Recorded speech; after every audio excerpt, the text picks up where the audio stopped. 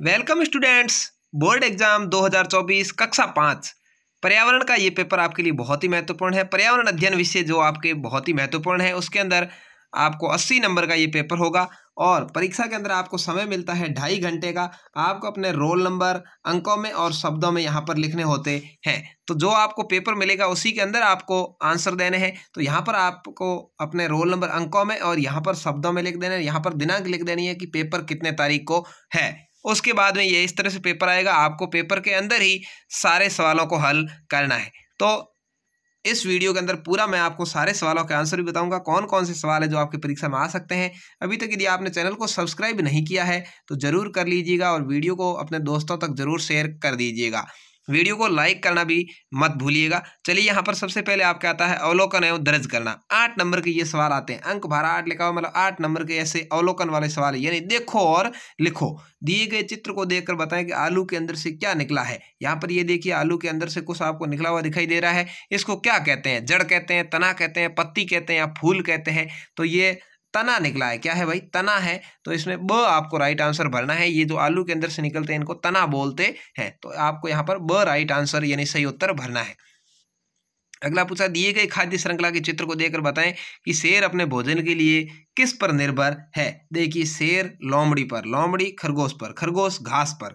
तो शेर किस पर निर्भर हो गया? लोमड़ी पर। तो लोमड़ी यहाँ पर आपका उत्तर हो जाएगा। स आपको राइट आंसर भर देना है। अगला, दिए गए चित्र को देखकर नीचे लिखे प्रश्नों को उत्तर देने हैं। 3 नंबर के ये क्वेश्चन आपके आते हैं।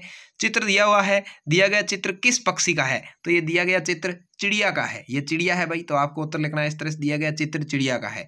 उड़ने के लिए इसके शरीर पर कौन से अंग पाए जाते हैं? तो उड़ने के लिए इसके शरीर पर पंख पाए जाते हैं। ठीक है, चिड़िया है वो किससे उड़ती है भाई? पंखों से उड़ती है। तो आपको लिखना है उड़ने के लिए चिड़िया के शरीर पर पंख पाए जाते हैं। अगला पूछा, आपने इस पक्षी को कहाँ कहाँ देखा है? हमने चिड़िया को आकाश में उड़ते हुए, घर के आंगन में और वृक्षों पर चहचहाते हुए देखा है। तो आपने चिड़िया को जहाँ जहाँ देखा है वो लिख सकते हैं। आकाश में उड़ते हुए आपने देखा होगा, घर के आंगन में, विद्यालय के प्रांगण में, पेड़ों पर। ठीक है, जो भी है वो आप लिख सकते हैं। अगला है, राजस्थान के मानचित्र में निम्नलिखित स्थानों को अंकित कीजिए। गुलाबी नगरी, गुलाबी नगरी किसको कहते हैं भाई?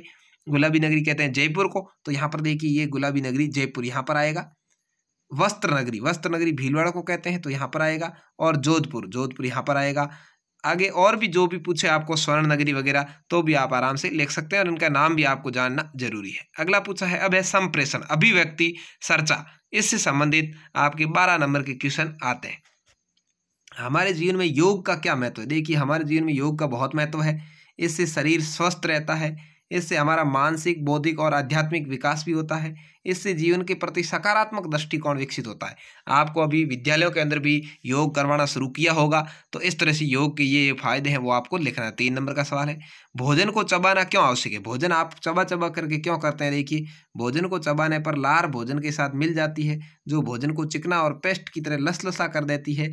मुंह में बनने वाली ये लार भोजन में मौजूद स्ट्रास को ग्लूकोज में बदल देती है, जिससे भोजन मीठा लगने लगता है और भोजन आसानी से पच जाता है। यदि आप भोजन को जल्दी जल्दी खा लेते हैं, पूरी तरह से नहीं चबाते हैं, तो भोजन पचता नहीं है और इससे आपके शरीर के अंदर ताकत यानी रक्त वगैरह अन्य चीज़ों की कमी हो जाती है। अगला है, जल का हमारे जीवन में क्या महत्व है? घरों में वर्षा जल संग्रहण का चित्र बनाइए। तो जल का हमारे जीवन में बहुत महत्व है। हम जल के बिना नहीं रह सकते।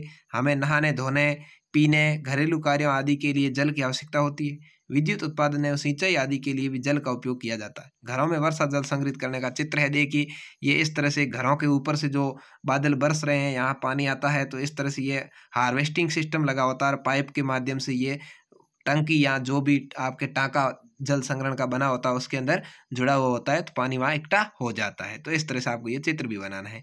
अगला है वर्गीकरण करना यानी बांटना। 11 नंबर के ये क्वेश्चन आपके आते हैं। निम्न में से जड़ से बनने वाला पौधा है? आलू, पत्थर चट्टा, गुलाब या पुदीना? तो पुदीना ऐसा पौधा है जो जड़ से बनता है, तो आपको द राइट आंसर भरना है। अचार को खराब होने से बचाने के लिए हम क्या मिलाते हैं? तो अचार को बचाने के लिए हम क्या करते हैं भाई? तेल और नमक मिलाते हैं। आपका राइट आंसर हो जाएगा। अगला है, अपने आसपास पेट्रोल एवं डीजल से चलने वाले वाहनों की अलग अलग सूची बनाइए। पेट्रोल से क्या क्या चलते हैं? देखिए, मोटरसाइकिल, स्कूटर, कार, मोपेड आदि ये पेट्रोल से चलते हैं। डीजल से ट्रक है, ट्रैक्टर है, ऑटो जो 3 टायर वाला आता है, बस आदि। इसके अलावा भी आप लिख सकते हैं जीप है, अन्य जो भी साधन डीजल से चलते हैं वो लिख सकते हैं। अगला है, निम्नलिखित वस्तुओं को उसके रंग के आधार पर छांट कर उचित समूह में मिलाना है। 6 नंबर का क्वेश्चन है। आंवला, नीम की पत्ती, मावे की बर्फी, जलेबी, बूंदी के लड्डू, दही, दूध, अंगूर, नींबू, करेला, नमक, शक्कर। सफेद रंग वाले, पीले रंग वाले, हरे रंग वाले। तो देखिए यहाँ पर सबसे पहले आंवला है। आंवला कैसा रंग होता है भाई? हरा रंग होता है। आंवला को यहाँ लिख देंगे हरा रंग में। नीम की पत्ती, इसका भी हरा रंग होता है। मावे की बर्फी, इसका रंग सफेद होता है। ठीक है, कलर मिलाएं तो अलग हो सकता है, नहीं तो लगभग यही होता है। जलेबी, इसका रंग पीला होता है। बूंदी के लड्डू, इसका भी रंग पीला होता है। दही, ये सफेद होता है। दूध, दूध भी सफेद होता है।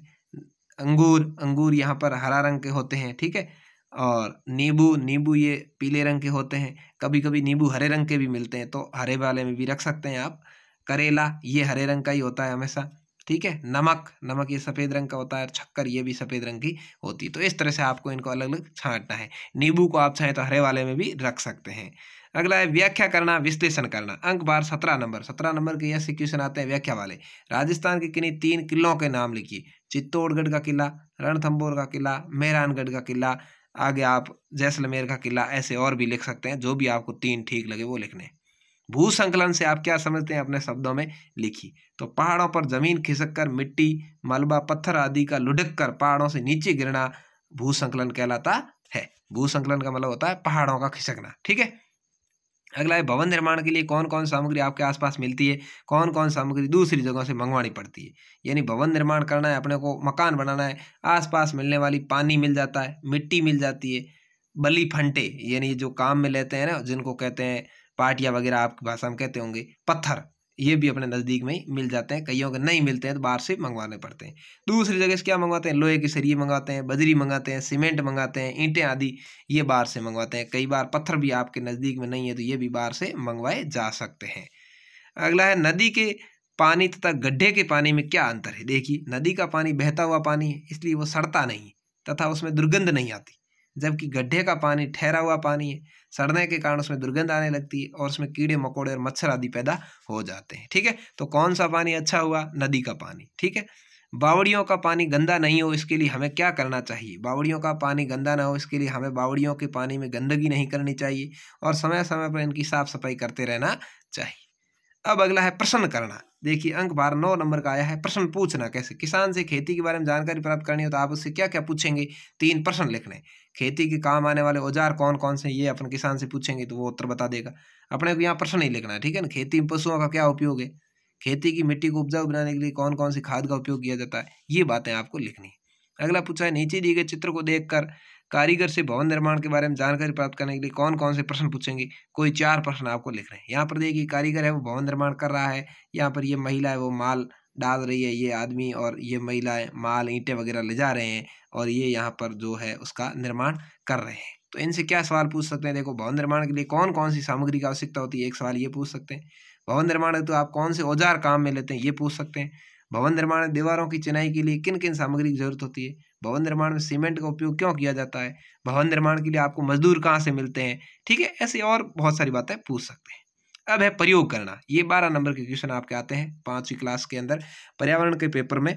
आपका बहुत ही महत्वपूर्ण ये पेपर है। देखिए, बर्फीले पहाड़ों पर फिसलने से बचाव के लिए पर्वतारोही किसका उपयोग करते हैं? नुकीली कील लगे जूतों का, जिससे कि वो फिसले नहीं। स आपका राइट आंसर होगा। अभी तक यदि आपने चैनल को सब्सक्राइब नहीं किया तो जरूर कर लीजिए, क्योंकि आपको यहाँ पर हेल्पफुल वीडियो मिलने वाले हैं। कक्षा 5 से संबंधित जब आपकी परीक्षा 15 अप्रैल से शुरू होगी तब तक आपको 5-5 पेपर सभी सब्जेक्ट के मिलेंगे। 5 हिंदी के, 5 पर्यावरण के, 5 अंग्रेजी के और 5 गणित के। तो उसमें से ही आपके पूरा पेपर आने वाला, उनको आप अच्छे से रट लेना और इस वीडियो को अपने दोस्तों तक जरूर शेयर कर देना, जिससे वो भी हमारे चैनल को सब्सक्राइब करके रख सकें और उनको ये वीडियो लाभप्रद हो सकें। जो अपनी माँ पापा से प्यार करता है वो चैनल को जरूर सब्सक्राइब कर लें। अगला है चौराहे पर लगी ट्रैफिक लाइट के 3 रंगों से हमें क्या संकेत मिलते हैं। देखिए, लाल बत्ती इससे रुकने का संकेत मिलता है, हरी बत्ती से चलने का संकेत और पीली बत्ती से सावधान होने का संकेत मिलता है कि आपको हरी बत्ती होने वाली है। अब है वायु प्रदूषण के प्रति जागरूकता। कोई 2 स्लोगन लिख दें। तो मत फैलाओ वायु प्रदूषण, पर्यावरण को करो संरक्षण, वायु प्रदूषण रोकें, प्रकृति की रक्षा करें, या आप अन्य कोई भी लिख सकते हैं। आपका चयन पर्वतारोहण के लिए किया गया है, मतलब पर्वत पर चढ़ने के लिए किया गया है। आप इसके लिए क्या पूर्व तैयारी करेंगे, योजना बनाकर लिखनी है। तो देखिए, हम खाने के डिब्बे, नुकीली कील लगे जूते, नुकीली सड़, रस्सी, दस्ताने, स्लीपिंग बैग, बोतल, टार्च, खूंटे, कीलें, हथौड़ी, प्लास्टिक सीट आदि सामग्री को ले जाने की तैयारी करेंगे, क्योंकि ये वहाँ चाहिए। कुछ दिन पहले से अपने ब्लड प्रेशर की जांच कराएंगे, पैदल चलने का अभ्यास करेंगे और वहाँ आने वाली कठिनाइयों के बारे में जानकारी हासिल करेंगे, क्योंकि पर्वतारोहण बहुत ही कठिन काम है। अब अगला है न्याय और समता के प्रति सरोकार की 4 नंबर की क्वेश्चन आते हैं। कार चलाते समय निम्नलिखित किस बात का ध्यान रखना है? सीट बेल्ट बांधना, शराब पीकर गाड़ी नहीं चलानी, गलत तरीके से ओवरटेक नहीं करना, उपयुक्त सभी। तो ये सभी बातें सत्य है, द आपको राइट आंसर बनना है। पहाड़ों पर बढ़ते कचरे को रोकने के लिए आप क्या प्रयास करेंगे? उसकी कार्य योजना। पहाड़ों पर बढ़ते कचरे को रोकने के लिए क्या करना? देखिए, प्लास्टिक की वस्तु अपने साथ नहीं ले जाएं, अपने सामान को पहाड़ों पर छोड़कर नहीं आए, पहाड़ों पर गंदगी नहीं फैलाएं, कचरा समेट कर वापस लेकर आए, ठीक है, और कचरा पात्र में डालें, जिससे पहाड़ों पर गंदगी नहीं होगी। अगला आता है एक दूसरे कार्यों का सम्मान और गुणों की प्रशंसा करना, 7 नंबर का। आप किन लक्षणों के आधार पर पहचानेंगे आपके मित्र को पीलिया रोग हुआ है? मूत्र का पीला आना, आंखों का रंग पीला होना, नाखून का पीला होना, उपयुक्त सभी। ये सभी सही है। इसमें से कोई भी लक्षण दिखे उसका मतलब उसको पीलिया होने वाला है, हो गया है। फूंक से हम क्या क्या कार्य कर सकते हैं? फूंक देना, ठीक है, हवा से। फूंक से हम निम्न कार्य कर सकते हैं: बांसुरी बजाना, सीटी बजाना, गुब्बारे फुलाना, धूल उड़ाना, गर्म चीज को ठंडा करना आदि काम करते हैं। हमारे गली मोहल्ले में साफ रहे इसके लिए हम क्या क्या कर सकते हैं? हमारे गली मोहल्ले साफ रहे इसके लिए हम निम्न कार्य कर सकते हैं। गली मोहल्ले के लोगों को गंदगी से होने वाली बीमारियों से जागरूक करेंगे, गली मोहल्ले में कचरे को उठाने की व्यवस्था करना और गली मोहल्ले में झाड़ू लगवाना, गली मोहल्ले में जगह जगह पर कचरा पात्र रखवाना और उसका उपयोग करने के लिए प्रेरित करना, और गली मोहल्ले में कचरा फैलाने वाले पर जुर्माने की व्यवस्था करना। तो ये था आपके पर्यावरण का पेपर। कैसा लगा ये कमेंट करके ज़रूर बताएं, और कक्षा 5वीं की तैयारी कर रहे सभी स्टूडेंट्स तक इस पेपर को जरूर भेजें, जिससे कि वो भी इसकी तैयारी कर सकें और परीक्षा में 80 में से 80 नंबर और 20 नंबर आपकी परीक्षा में गुरुजी भेज देंगे, तो 100 में 100 नंबर आप ला सकें। धन्यवाद। जय हिंद, वंदे मातरम।